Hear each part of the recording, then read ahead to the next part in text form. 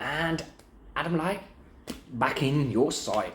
Yeah, we're going to do something a little bit different, which I will explain in more detail at the end if you've been loyal here. But Adam Light, stories that will help you sleep at night or not, as the case might be. And now, if I said to you, like I did a few weeks ago, like, see you next year, I felt I'd be emotional after that. I thought, no, we've got to sort something out. So I put my brain to this and found a couple of really, really interesting real stories, which we'll break down together and let me know whether you think they're real, whether there's anything we can all learn from it. What can we take? What would you do in that situation? And whew, there are some twisty turn ones here. So Adam Light, stories for the night, at first sight. Hope you feel bright. But yeah, let's get into it. So first off, I'm going to do some more Halloween makeup while I'm doing this. So let's see how this all goes. I'm going to do Halloween makeup. I've never done makeup before, so I don't know what. I've never even been trick-or-treating before. I've had fancy dress stuff before, but you just get like a Superman costume, don't you, stick it on. Now I'm going to go as my version of the Joker. This is it, makeup tricks and tips. They're popular, aren't they? We'll all learn good things through my makeup tips and tricks. And beyond what's it, RuPaul's Drag Race, that's a good bit of reality shows, don't we? Can't hear none of this of me ripping open my top level stuff. So, first story. The twists on these two are mad. I don't know what to make of it. I've thought of nothing else since I've heard these stories, so that's why I think it'll be really, really good to share them with you and to, more importantly, see what we can take from them, what's real, what's not, and we can catch up a bit more consistently than once a year. So that sounds good, doesn't it? Okay, so story number one. This is, and some of the information I'll change just to protect the identities of the victims. But again, I think some of these stories might be so interesting we might want to fact check them. And my understanding on any story or any opinion I share is it's going to be real. Oh wow, we started. That's just going into my face. Anyway, we're introducing Michelle from Ohio. Michelle, lovely lady, again has lived up in like a quiet American town. Has never done too much in relation to going outside of her small little world. Michelle was again ambitious at school, but to an extent I think restricted by her area to an extent. Anyway, fell in love with a guy, wanted to get with him, always dreamed she could. Next thing, lo and behold, a couple of moves later, sometimes it's lucky for you girls, just a couple of moves later, and oh wow, that's better. Like a white tiger now. But it's Michelle decided to again make her move, and it worked. It doesn't always. Rejection comes to the best of us, but it worked. And her and Jason ended up being phenomenally happy together, to the point where they even got into quite a strong relationship. And his name was Jay, and Jay got to the point where those little Ohio town people, he asked her to marry her. She said yes. How sweet. How sweet. Now, unfortunately, at the best of times, life is just not fair. Like my washing machine in the background, making loads of noise. Not fair. But sometimes it can be way more unfair than that. And tragically, out of nowhere, Jason, natural causes, but passes away. She was ready to marry this guy. He was the one guy that she'd seen as her someone, which I think really makes it harder, because I think you've sacrificed a lot, you've committed a lot, you've given a lot. Michelle was absolutely devastated, and wouldn't eat or just leave her room for a very long time. I'll always touch on this as in when we're talking about our growth. It's really hard, but it's about trying to make the person proud over letting their death be a reason for your defeat. Does that make sense? It's hard to have that mentality, granted. Michelle didn't. She was absolutely heartbroken, didn't leave her room. and refused to eat. Slept mad hours. And like I said, was not pleased at all, as you wouldn't be. It got to a point where she'd go out of the house, and in fact, to an extent, everything would be a bit more in a daze. But she got to that point where you've got to take life bull by the horns again in relation to life and just make this happen. What is this? I have no idea. So Michelle, thanks for coming with me as I do this, because these makeup tutorials are actually quite interesting, but all I'll say is they ain't looking nothing like this. Michelle did her makeup way better than this, and then got to the point where she started going out again, although I think she got her ideas from my makeup tutorial. Anyway, perfect. So Michelle gets to the point where she's out and about now. She's going to see some family. It's cross state, but therefore is making a really long journey. Now, of course, all that she's struggling to do is still get past this, but she's feeling at a point where I guess you could argue she was at peace with that happening. So she's on a long drive off to go and see family. And what happens? She's driving big 4x4 vehicle, and they're usually bigger vehicles in America.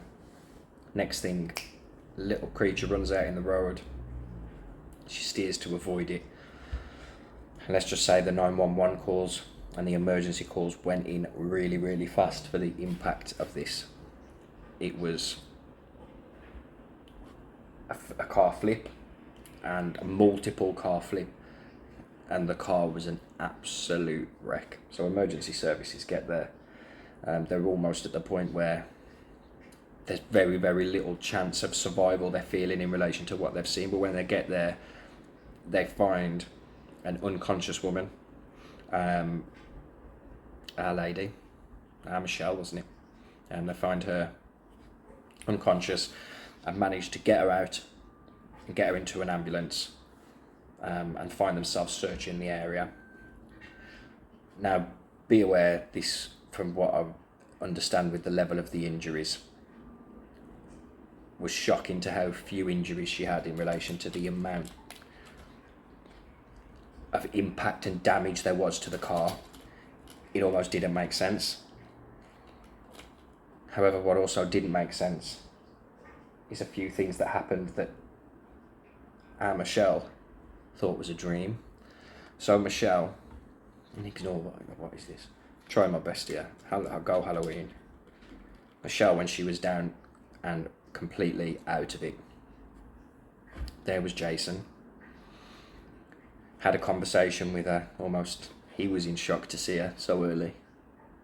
But again, highlighting how it wasn't her time yet. And she needs to go back. But she needs to share that she's seen him and help people like you and me, I guess, understand. I don't know what, but something. And what we can take from this maybe. Oh, that bit looks good. When the police were there, they saw that Michelle, while completely passed out, was having a conversation with a gentleman called Jason. When they took her out and put her on the stretcher, she reached out and grabbed one of the police officers or paramedics, and screamed out Jason. To the point where the local police searched around the area, believing that there was someone there who must have died or been in part of the impact, named Jason. Or Jason.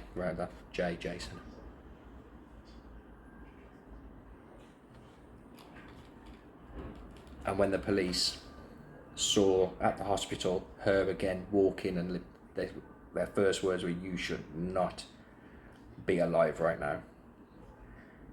When she goes to pick up the car, it is literally a pancake, a 4x4 that she's pretty much not walked away from, but was just severely knocked out from with minor injuries. This is getting there. I look awesome, right? Don't lie to me. I lie to myself, it's alright, I look awesome. But Michelle, it's just strange that she'd seen a person who'd passed away 6 months before. That person told her to go back. It was clear through the conversation that she was in conversation with him from the police. They said that she should have died. He's there saying it's not her time, she needs to go back. Has anyone ever had anything like this? For her to reach out and grab the paramedic and scream out his name yet again, yeah, that could be memory. But for me, hearing this story just blew my absolute mind. I mean, we're talking about the real in reality. Nothing gets crazier than that subject. But I'd be interested to know everybody's thoughts. I think, again, we've shown, as our little community, we're very good with our words, very respectful of one another. And I'd love for that to, of course, keep continuing. But what a surreal situation. What do you make of it? Don't tell me what you make of my makeup, because I already know. This is fun though. What do you make of that? Let's move on. Story number 2. Story number 2 is, even Reddy couldn't figure it out. So, let's get the names in this for these guys. Margaret and Bob. Margaret and Bob. As Bob was not happy. So Bob had been with his wife since he was, really young. So met at school, teenage years, grown up. Let's say they're from Shrewsbury. So we've got a little Shrewsbury family. Met, kept it all sweet and young, and fell in love. I think it's a dream for a lot of people. Bless them, they've had a happy life. They ended up getting a daughter, like you pick one up and buy one, but yeah, they had a daughter together. And everything in, I guess, the Shrewsbury life was what you would say perfect. They're happy together. Little one's growing up with their own house, and the guy works from home, so he's able to again see more of his family growing up. It just seemed like an absolute perfect situation. Unfortunately, what starts happening, and this can happen to everybody, doubts are creeping. They've only been with each other. And there's one thing that Bob can't get out of his head. When it comes to his 5-year-old daughter, he has brown eyes, his partner has brown eyes, and his daughter has blue eyes. Now, he keeps obsessing over this. Not that he'll say anything, he appreciates he's got nothing else. At one point, I believe he may have had a sneaky look through a phone. It's never positive, but didn't find anything. This gentleman took to Reddit. And to anyone who's not aware, Reddit is almost like an original social media network where people go and ask questions and ask the internet for answers. So it's a website where there's multiple chat forums where you can go and ask any question. And of course, thousands of users will come and help you, from how to fix a light bulb all the way through to my partner's cheating, what should I do? And that's where Bob found himself, hopefully not feeling as much as a clown as I look right now. But beautiful, right? Ding, ding, ding, ding. 10 points for beautiful. But Bob started doing the classic, I think, that we all would do. He started Googling. Now, he started Googling, and I think some of the information he's got isn't necessarily the best. But he is stating consistently one bit of information, that is statistically impossible. There is no way, it is impossible for 2 parents with brown eyes to produce a child with blue eyes. Our Bob ain't happy. Now, of course, he looks for more evidence in relation to cheating, and he can't find anything. It's like, my partner's that good. Unfortunately, this is where Margaret really found herself noticing separation behaviour that meant he really had withdrawn from himself. He used to keep himself in his office for hours and hours and hours on end. And it was more that he was in love with what felt like his job and the computer, more so than it was ever something to do with the marriage. Bob decides to go and get a paternity test secretly. So there's a small swab, I believe, from what my understanding was, that he had his daughter do, almost not without her knowledge, but without her realising the impact of what it was that was going on. I'm actually really good at this, guys. Flipping neck. Let me know in the comments if you want me to do, because I'll probably do it for free for now, because I'm smashing that much that I think I should do it for like a free public service. However, back to our story. Margaret is really upset. She's noticing the separation. He goes and has the paternity test secretly, and I think you can all probably guess where I was going to go with this one, or it's not good news for him. Now, this is the first time where he really raises his issue, where he's now gone with a paternity test. He's had a look for any infidelity, any cheating, not spotted any evidence, and of course has got to that point where she's that good. So in his head, I think he's thinking that she is that good at cheating, and she may well be, that it was impossible for him to get any evidence. However, there's no other evidence you'd need other than the child is not yours. Now, unfortunately for him, he found himself going on Reddit quite a lot with this. So he found himself talking a lot to people on Reddit, talking to people online who are now saying, of course, it's done, it's over, it's obvious. And the annoying thing is he keeps going back to his wife, who's consistently just denying. Now, this is the disappointing thing, because at that point, all he really wanted was the admission, because now it's obvious you have. Margaret's going crazy in her mind, because in her head, how has this happened? How has this happened? She goes to speak to a counsellor. She goes to speak to a marriage counsellor, and it turns around to one frustrating thing. They start looking into the DNA test, trying to understand, okay, well, who did the DNA test? And to find out it was the classic man here, the cheap option. The what? The cheap option, yeah? And that the tests weren't great. Now, what this meant for this family was, but at this point, it was going to take months to move on to getting the level of what they needed. And at this point, the marriage was completely broken apart. From his thinking of his wife cheating, them not sleeping together, staying together, to really talking about many situations as they should, just coexisting, which is a shame. However, also very understandable. So Margaret comes to the day now. They're off to do the DNA test now. In Margaret's head, it's just, if this proves she was cheating, then what could have happened? If this proves this baby is not his, what's happened? If it's down to him, this could be the end of his marriage today, where he gets the confirmation yet again. It's done. Can you imagine that? For both of them, and she's feeling the same, and they go off to do a blood test. Him praying for a different result with his daughter that he's known for 5 years. They do DNA, they do blood, and then they also test the mum, and everybody is effectively DNA tested. What came out with this, even Reddit didn't think about. The child was neither of theirs.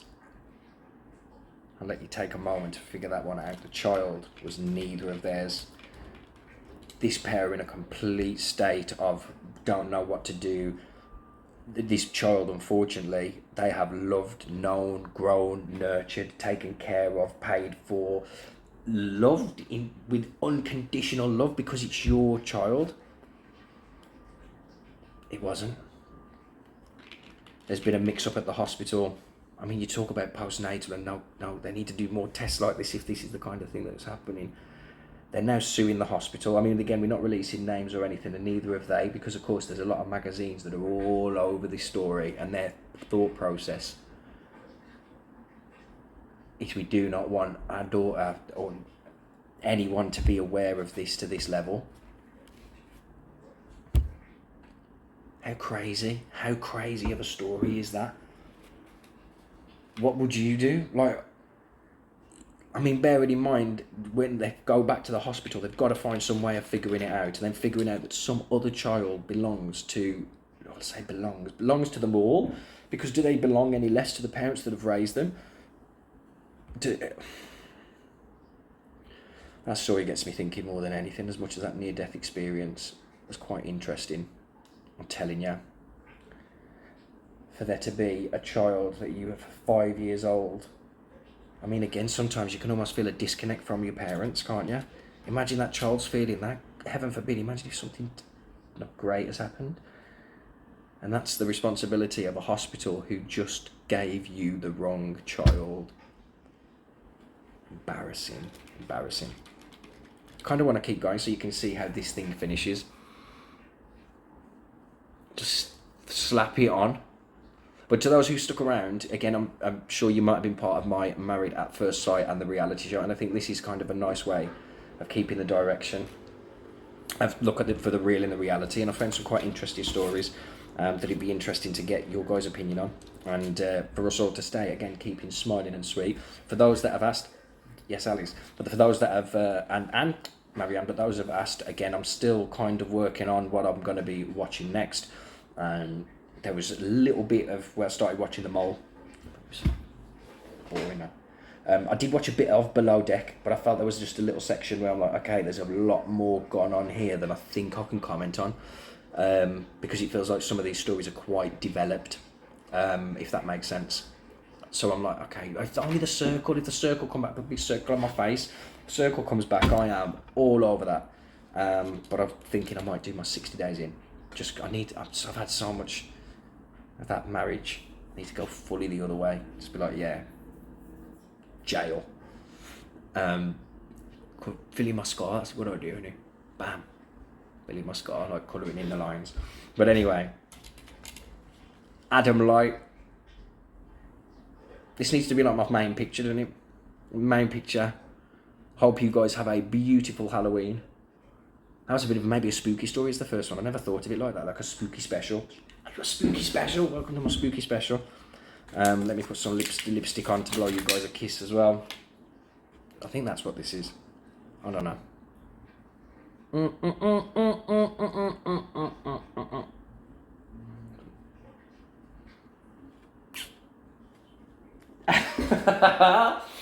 Adam Light.